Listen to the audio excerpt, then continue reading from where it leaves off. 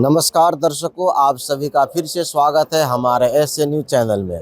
दर्शकों, परम संत सतगुरु रामपाल जी महाराज जी का 39वां बोध दिवस सतलोक आश्रम धनुषा नेपाल में त्रिदिवसीय जो कार्यक्रम की आयोजना की गई थी। समागम की आज तीसरी दिन है। तीसरी दिन की समागम में भी बहुत सारे यहाँ पर कार्यक्रम की आयोजना की गई है। आज समागम की तीसरी दिन में क्या क्या कार्यक्रम की आयोजना है और क्या क्या समागम हो रहे हैं, ये सारी जानकारी आप सभी का रूबरू करवाएंगे। साथ ही ये भी आप सभी को जानकारी करवाएंगे, यहाँ के आयोजक, यहाँ के व्यवस्थापक से भी जानने की कोशिश करेंगे कि आज क्या क्या कार्यक्रम हो करके ये बोध दिवस महासमागम की कार्यक्रम समापन होंगे कह करके उन सभी से जानने की प्रयास करेंगे। नमस्कार जी। नमस्कार सत साहेब। सर जी, आपका परिचय? मैं रामजी दास, संत रामपाल जी महाराज का शिष्य, यहाँ बोध दिवस के अवसर में आया हुआ हूँ। तो सर जी, आप जैसे श्रद्धालुओं के लिए ये बोध दिवस आपके व्यक्तिगत जीवन में क्या महत्व रखते हैं? सत साहेब, बोध दिवस वो दिवस है, वो दिन है जिस दिन हम लोग अध्यात्म से अपने आप को पहचानते हैं, जानते हैं। ऐसे तो मनुष्य में हर एक प्रकार के मनुष्य हैं, लेकिन जो जन्म होने के बाद कर्म करना चाहिए, जिसके लिए हमारा जन्म हुआ है, वो कर्म हम नहीं कर रहे हैं। सिर्फ अपने पेट भरने के लिए, अपने और बाल बच्चा का पेट के लिए रात दिन भाग दौड़ कर रहे हैं। और हम जैसे सारा जीव जंतु पशु पक्षी भी कर रहा है। फिर मनुष्य में और पशु पक्षी जानवर में कोई फर्क नहीं है। जब तक हमको अध्यात्मिक ज्ञान नहीं होगा, वो चीज़ का ज्ञान का बोझ नहीं होगा, हमको ये नहीं पता चलेगा कि हम पशु वाला काम कर रहे हैं कि नहीं कर रहे हैं, मनुष्य वाला काम कैसे करना चाहिए, नहीं करना चाहिए। उसी के लिए हम मनुष्य हैं, हमका जन्म मिला है मोक्ष के लिए। जिस दिन सतगुरु से, तत्व संत से हमको मंत्र दीक्षा मिलता है, मंत्र दीक्षा गुरुजी प्रदान करते हैं, उसी दिन को हम बोध दिवस कहते हैं। तो समागम की आज तीसरी दिन है और 17 फरवरी है। तो आज समापन की तीसरी दिन में क्या क्या कार्यक्रम की आयोजना की गई है इस आश्रम में? आज संत रामपाल जी महाराज जी का बोध दिवस का तीसरा दिन है और आज समापन होने जा रहा है अमृत बानी का, जो गरीबदास जी का अमर साहिब ग्रंथ है, उसका पूर्ण पाठ समापन का आज अंतिम दिन है। ये अमर ग्रंथ साहिब का बानी का पाठ समापन हो जा रहे हैं। तो ये जो अमर ग्रंथ साहिब बानी का पाठ प्रकृति पर क्या प्रभाव पाड़ते हैं? ये जो बानी, जो तत्व संत द्वारा उच्चारण किया जा रहा है, बानी बोला जा रहा है, उससे हमारा प्रकृति शुद्ध होगा। अभी हमारा वायुमंडल अशुद्ध हो रहा है, जो नीचे लेयर का इन्वायरमेंट है वो अशुद्ध है। जैसे ये बानी कभी खंड नहीं होता, कोई भी आवाज़ ध्वनि खंड नहीं होती, ब्रह्मांड में गुंजी रहती है। ऐसे ही ये जो बानी अमर ग्रंथ का साहिब का जो बानी पढ़ा जा रहा है, वो बानी आपको गूंज रही है, इन्वायरमेंट में जाकर गूंज रही है। और जो इम्प्योरिटी है, जो अशुद्धता है इन्वायरमेंट में, वो सब ऊपर जा रही है और नीचे शुद्धता ही आ रही। इससे क्या होगा कि मानव में जो अहिंसा बढ़ रहा है उसको कम करेगा, जो मानव में मानसिक तनाव बढ़ रहा है उसको कम करेगा, मानव को जो विवेक होना चाहिए वो विवेक वाणी से प्रदान करेगा। और उसको ये चेतना होगा कि मनुष्य जन्म मोक्ष के लिए मिला है, भक्ति करने के लिए मिला है। धन्यवाद। नमस्कार सत साहेब। नमस्कार जी। सत साहेब नमस्कार। सर जी, आपका परिचय? मैं पुण्य प्रसाद आचार्य दास, काठमांडू से संत रामपाल जी महाराज जी का अनुयायी हूँ। सर जी, बोध दिवस के उपलक्ष्य में सतलोक आश्रम धनुषा में आज तीसरी दिन क्या क्या कार्यक्रम की आयोजना की गई है? संत रामपाल जी महाराज जी के 39वें बोध दिवस के अवसर पर 15, 16, 17 आज अंतिम दिन समापन समारोह होने जा रहा है। इसमें बहुत सारे कार्यक्रम है। अखंड पाठ समापन होने जा रहा है, अमर ग्रंथ की पाठ चल रही है, अभी कुछ देर बाद वो समापन होने जा रहा है। उसके बाद आपका आरती होगी। अमर ग्रंथ का पाठ समापन होते वक्त उसके बाद प्रसाद वितरण हो जाएगा। हलवा प्रसाद की वितरण, विशेष सेवा, विशेष प्रसाद की यहाँ चलने वाली है। विश्व भर के लोगों को, अनुयायी को गुरुजी ने भंडारा के लिए बुलाए हैं, वो भी आज समापन होने जा रहा है। तो ये जो यज्ञ करवाए गए हैं यहाँ पर बहुत सारे त्रिदिवसीय महासमागम में, ये यज्ञ करवा करके जितने जीव है इस पर क्या प्रभाव पड़ता है, समाज के लिए क्या क्या फायदा होते हैं? देखिए, इसमें बहुत गहन विषय है, बहुत महत्वपूर्ण विषय आपने प्रश्न पूछा कि वास्तव में ये अध्यात्म के बहुत गहरी वो तक जाना पड़ता है। अध्यात्म उसी हिसाब से नॉर्मली बुझा नहीं जाता।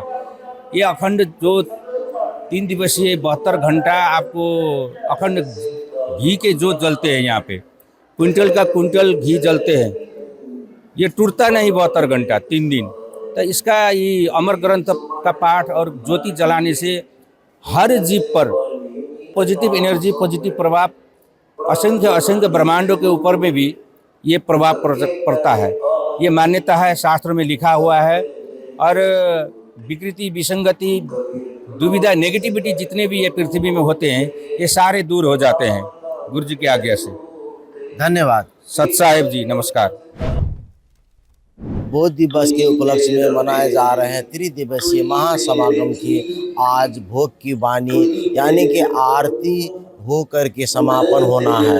आरती के समय में संत रामपाल जी महाराज जी के अनुयायी भोग की वाणी में सारी सहभागी हुए हैं। यहाँ का नज़ारा, यहाँ का दृश्य देख करके लग रहा है कि वाक्य में अगर मानव में होने चाहिए सारी गुण अगर है तो वो है संत रामपाल जी महाराज जी के अनुयायी भोग की वाणी आरती में किस तरह से सहभागी हो रहे हैं। तो दर्शकों, आत्माओं को तृप्त कर देने वाले वाणी अमर ग्रंथ साहिब की वाणी त्रिदिवसीय बोध दिवस जो 39वां बोध दिवस परम संत सतगुरु रामपाल जी महाराज जी का मनाई जा रही है, उस समापन की ओर है।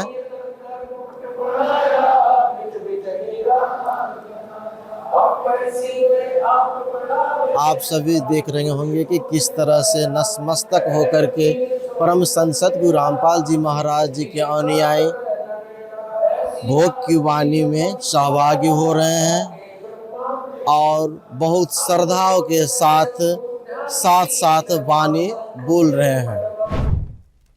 दर्शकों, आप सभी देख रहे हैं जहां पर मेन मंच बना है वहां पर भक्तों के लिए अलग भोग की वाणी आरती चल रहे हैं, तो उसी तरह से उसी मंच के दूसरी साइड परले साइड में माइयों के लिए यानी कि महिलाओं के लिए भी भोग की वाणी उसी तरह से बज रहे हैं और सभी उनके श्रद्धालु लोग सहभागी हो रहे हैं। बाहर संत रामपाल जी महाराज जी के अनुयायी खड़े होकर के जो वाणी बज रहे हैं उस स्तुति में सहभागी हो रहे हैं। किस तरह से प्रणाम करके आस्थाओं के साथ सभी एकाग्र होकर के भोग की वाणी यानी कि आरती में सहभागी हो रहे हैं। ये दृश्य मनमोहक और हृदय को छू लेने वाले अति आकर्षित दृश्य देखे जा रहे हैं। बच्चे, वृद्ध, नौजवान सभी किस तरह से आध्यात्मिक आस्था में ये लोग लगे हुए हैं। तो दर्शकों, जो आरती चल रही थे वो आरती विसर्जन की तरफ है, जहां पर आरती लेकर के जहां पर हवन यज्ञ चल रहे थे वहां पर आरती विसर्जन की ओर जाते हुए नजर आ रहे हैं। संत रामपाल जी महाराज जी के जो अनुयायी हैं वो आरती लेकर के जहां पर हवन यज्ञ त्रिदिवसीय यज्ञ में 5 यज्ञ के क्रम में एक यज्ञ जो हवन यज्ञ करवाए जा रहे थे उस यज्ञ में जाकर के आरती वहां पर समापन की गई है। सर जी, अभी यहाँ पर अमर ग्रंथ साहिब की वाणी आरती जो बज रहे थे उस पर बहुत सारे संत रामपाल जी महाराज जी की अनुयायी हैं, माई और बहन और भगत जी, सभी के आंखों में आंसू छलक रहे थे। इसका तात्पर्य क्या है? देखिए, लोगों के आंखों में आंसू तो बहुत कारण से छलकते हैं, लेकिन यहाँ जो भी मौजूद भगत लोग हैं, सतगुरुदेव रामपाल जी महाराज जी के अनुयायी हैं, माताएं, बहनें और भाइयों, उनके आंखों से आंसू इसलिए छलक रहे थे कि उनको इस मनुष्य, अनमोल मनुष्य जीवन के मोल का पता चला है कि हम कितने जन्म हुए और मरे कहाँ कहाँ हमारा परिवार बना और बिछड़ा, और हम कहाँ थे और कहाँ आके फंसे हुए हैं, और यहाँ से कैसे निकल के हम मुक्ति को प्राप्त करेंगे, अमरलोक में जाएंगे, जहाँ जाने के बाद कभी न बूढ़ा होना पड़ेगा, न कभी मरना पड़ेगा। उस अमरलोक में जाने की आस में और ज्ञात अज्ञात अपने जीवन में किए गए पाप कर्मों की प्रायश्चित के कारण अब आने वाले जिंदगी को संभालने के लिए और उस परमपिता परमात्मा का दीदार करते हुए, उनकी आराधना करते हुए, उनकी इबादत करते हुए, क्षमा याचना करते हुए कि परमात्मा हमें अपने चरणों में रखो, हमारे से जो भी भूल बनी अब उनसे अब हमें निकालो बाहर और हमें अमरलोक ले जाओ। उस परमपिता परमात्मा की याद में आप मुझसे इंटरव्यू ले रहे हो और मैं भी अपने आप को महसूस कर रहा हूँ कि कितना धन्य भाग्य है मेरे कि मुझे ऐसे सद्गुरु मिले और मुझे उन बुराइयों से, उन विकार विकृतियों से परमात्मा ने निकाला और सत्य सतभक्ति दिया, सत्य राह दिया और मुझे जीवन जीने का सही राह दिखाया परमात्मा ने। ऐसे गुरुजी की याद में और उस परमपिता परमात्मा की याद में सभी भगत लोग भावुक होते हैं। ये जाहिर सी बात है, सबको ऐसा होता है। जैसे परमात्मा कहते हैं सदगुरु मिले तो इच्छा मिटे, पद मिल पदे समाना, सलहंसा उस लोक पठाऊं जो आदि अमरास्ताना। उसी शब्द को श्रीमद् भगवद गीता अध्याय 15 के श्लोक नंबर 4 में ततः पदम तत्परिमार्गी तव्यम यस्मिन् गता निवर्तन्ते भूयः तमेव चाद्यम पुरुषम प्रपद्ये यतः प्रवृत्ति प्रसिता पुराणी। उस लोक में चलो, वह जहाँ जाने के बाद कभी लौट के दोबारा इस मृत्यु लोक में आना नहीं पड़ेगा। सभी प्रकार के दुखों से, सभी प्रकार के पापों से तुम्हें मुक्ति मिलेगी अगर उस पुण्य संते से दीक्षा लेकर भक्ति करोगे तो। ये ज्ञात हुआ है सबको पता चला है कि हम क्यों पैदा हुए हैं, क्यों मरते हैं, कितने बार हम मरे और कितने बार पैदा हुए। इसका हिसाब किताब संत रामपाल जी महाराज ने हमें दिखाया है, जिस वजह से आज उनकी याद में, उनकी कृपा को, उनके प्रति कृतज्ञता प्रकट करते हुए सभी भक्तों के आंखों में आंसू बह रहे थे। सच साहब जी, धन्यवाद। सच्चा। तो दर्शकों, हृदय स्पर्शी भावुक बातें इन्होंने बताया है। आंसू जो छलकते हैं दुखियों में नहीं, खुशी में ही होते हैं। मानव कल्याण की कार्य में इतने बड़े ज्ञान, आज जो तत्व ज्ञान के लिए जो मनुष्य करोड़ों वर्षों से भटक रहे थे, आज वो ज्ञान प्राप्त हुए हैं। उसी के ज्ञान के आधार पर मनुष्य जीवन सार्थक हुआ है। वो मनुष्य जीवन सार्थकता का ये आंसू था, मनुष्य जीवन सार्थकता का भावुकता था। इस तरह से संत रामपाल जी महाराज जी के अनुयायी ने इस सारी भावुकता बातें बताए हैं।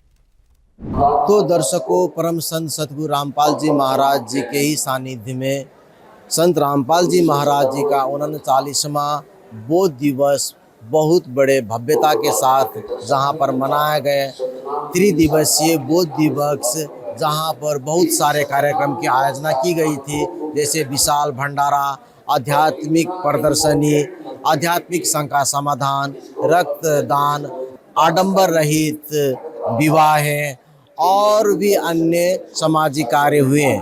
इसी तरह यहाँ पर त्रिदिवसीय महासमागम में 500 यज्ञों की आयोजना की गई थी, जिसमें एक यज्ञ धर्म की, दूसरी यज्ञ ध्यान, तीसरी यज्ञ हवन की, चौथी यज्ञ प्रणाम और 5वीं यज्ञ ज्ञान की। इस सारे यज्ञ करवा करके आज महासमागम के तीसरी दिन ये समागम आरती, भोग की बानी और अमर ग्रंथ साहिब के पाठ के साथ साथ समापन हुए हैं। तो दर्शकों, बने रहिए हमारे ऐसे न्यूज़ चैनल के साथ। नमस्कार, धन्यवाद, राम राम। सच जो आप जानना चाहते हैं।